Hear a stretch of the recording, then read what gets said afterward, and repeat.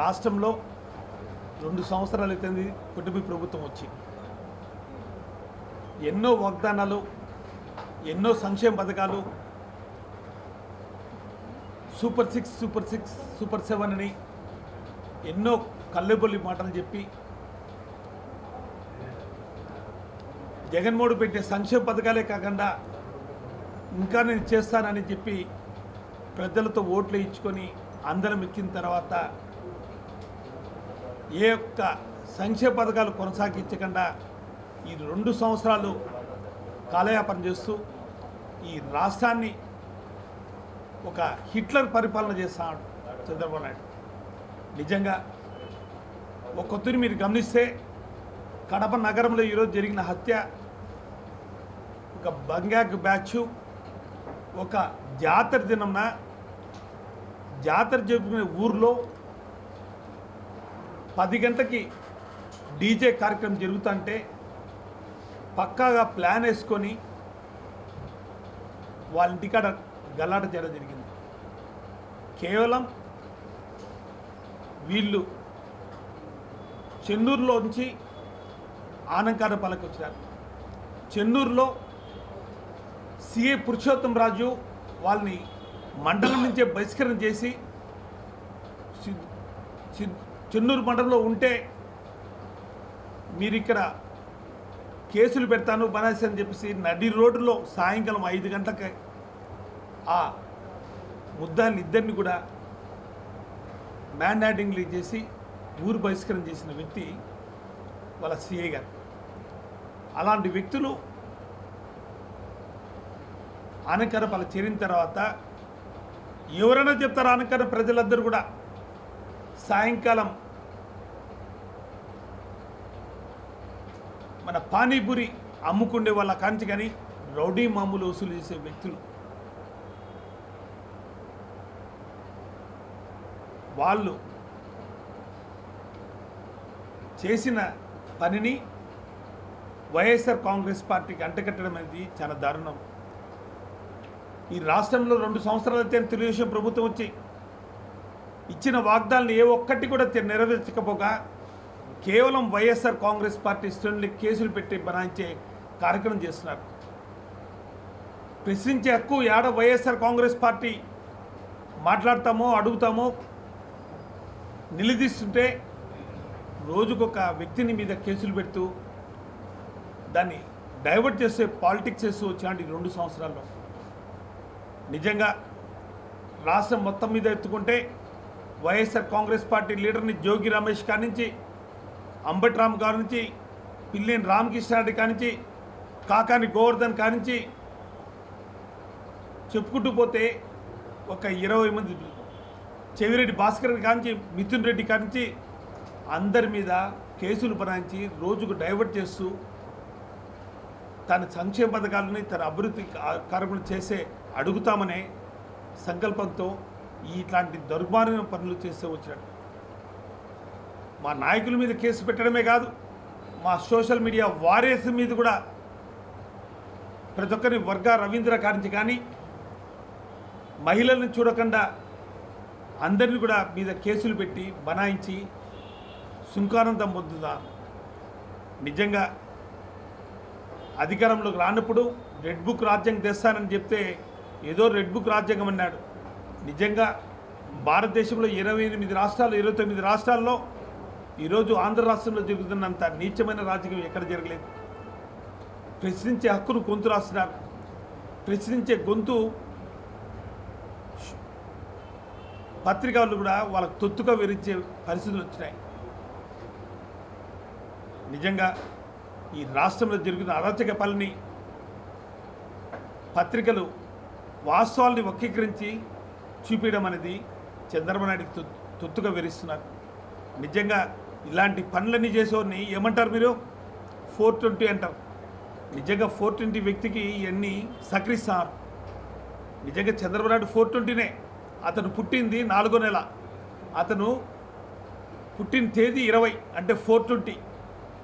అలాంటి వ్యక్తికి ఈ ప్రెస్ వాళ్ళందరూ కూడా మీరు వత్తసు పలుకుతా రాస్తానంటే చూసి నిజంగా ఆ రోజు జరిగిన దస్తగిరి మా పార్టీకి 25 ఏళ్ళుగా మా పార్టీ కార్యక్రమంలో పాల్గొంటూ ఆనందకరంలో నిరంతరం ఆడున్న నేతకి అడ్డుగా ఉంటూ మాకు కార్యకర్తని మనోధైర్యం ఇస్తూ పార్టీని బలోపేతం చేస్తున్న వ్యక్తిని ఈరోజు చంపడం అనేది దారుణం. మా కార్యకర్తని మేమే పొట్టను పెట్టుకుంటామా? ఒక్కరవన్న రాసే దాంట్లో కూడా వాస్తవాలు రాయాలి. అందరం కూడా చనిపోతేనే దస్తగిరిని 6 గంటకే మార్చిని కాడికి పోయినాం. ఆ రోజు మా డిప్యూటీ మేయర్ నిత్యానంద రెడ్డి కూడా పొద్దునే మార్చి దగ్గరికి వచ్చి చంపిన వ్యక్తులందరూ కూడా రవి రాజా అందరూ కూడా వాళ్ళే చంపారు. వాళ్ళ కొడుకుని వాళ్ళు లొంగ తీసుకున్నారు. వీళ్ళందరూ డ్రగ్ ప్లేయర్స్, గంజా ఎమ్మెల్యేలు. వీళ్ళు ఆనందకరంపల్లికి వచ్చినారు. చెన్నూరులో ఉండేవాళ్ళు ఈడికి వచ్చినారు. ఈడికి వచ్చిన తర్వాత కూడా ఆనందకరంపల్లి మొత్తం బస్సు పట్టిపోయింది అని చెప్పినా కూడా మేమందరం కూడా కలిసి ఎస్ఐలతో సిఐలతో మాట్లాడి మాజీ డిప్యూటీ సీఎం అంజద్ బాషా, రవీంద్రనాథ్ రెడ్డి కూడా ఎస్పీతో కలిసినప్పుడు అన్ని విషయాలు కులంకుషిగా చెబితే నిజంగా ఈ రోజున్న పాలిటిక్స్లో డైవర్ట్ చేసే పాలిటిక్స్లో ఇది నింద మా మీద మోస్తారు. లోకల్గా మా మీద ఎవరి మీద నింద మోపినా కూడా ఒక నమ్మేదానికి ఉంటుంది. సాక్షాత్తు మా జగన్మోహన్ మీద నింద మోపడం ఇది తాడేపల్లె నుంచి డైరెక్షన్లో జరిగింది. కడప నగరంలో దస్తగిరి అనే వ్యక్తి ఎందరికో సుపరిచితుడు. పార్టీలకు అతీతంగా తెలుగుదేశం వాళ్ళకి, కాంగ్రెస్ పార్టీ వాళ్ళకి, వైఎస్ఆర్ కాంగ్రెస్ పార్టీ నాయకులకి, జనసేన వారి నాయకులకి అందరికి కూడా స్థలాలు అమ్మిస్తూ అంటాడు, కొంత అంటాడు, ఏదో వాళ్ళకి చేస్తూ ఉంటాడు. ఒక దళారి. అలాంటి వ్యక్తి మా పార్టీలో ఉంటూ పార్టీ కోసం బలోపేతం చేసే వ్యక్తిని ఎవరో చంపితే అది మా పార్టీ నాయకుల మీద వేయడం అనేది చాలా దురదృష్టం. ఒక కోణంలోనే ఆలోచించే చేయద్దండి.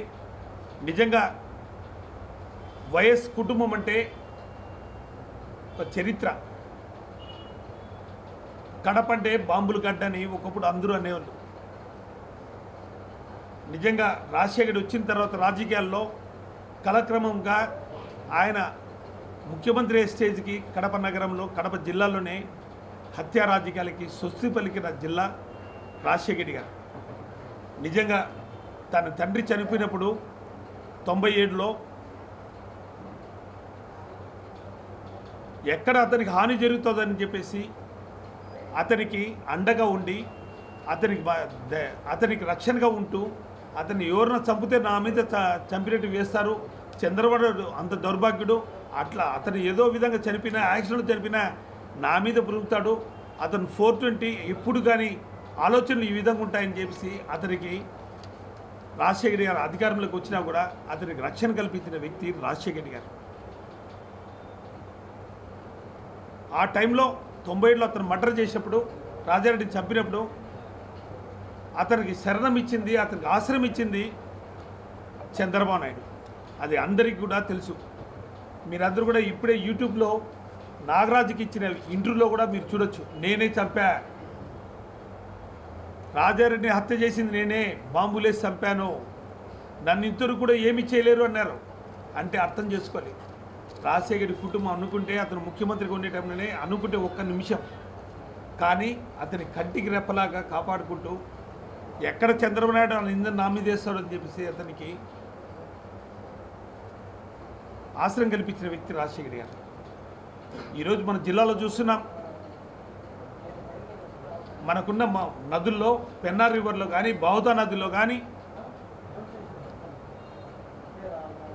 పాపాగ్నిలో కానీ విచ్చలవిడిగా ఇసుక తొలుతూ శాసనసభ్యులు అందరూ కూడా లక్షలు దున్నుకుంటున్నా కానీ అడిగే నాదుడు లేడు.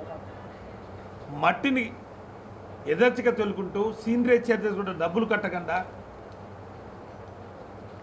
పరిస్థితులు ఉన్నాయి ఈరోజు. అవన్నీ అడగరు. దోచేది ఎవరు, దోచుకునేది ఎవరు, తినేది ఎవరు? దోచుకో తినడం తప్ప. కేవలం వైఎస్ఆర్ కాంగ్రెస్ పార్టీ జగన్మోహన్ మీద బుద్ధ చదివేదానికే ఎక్కడ అమరావతి మీద మాట్లాడతాడో, ఎక్కడ మావిగన్ ఎత్తాడో, లక్షల కోట్లు నువ్వు తింటున్నావు, దోచుతున్నావు, ఇవన్నీ బండారం బయట పెడతాడని రోజు నీ ఎల్లో మీడియా ద్వారా 1.5 పేపర్ అనేది ప్రజలకు వాస్తవాలు తెలియజేయాలి.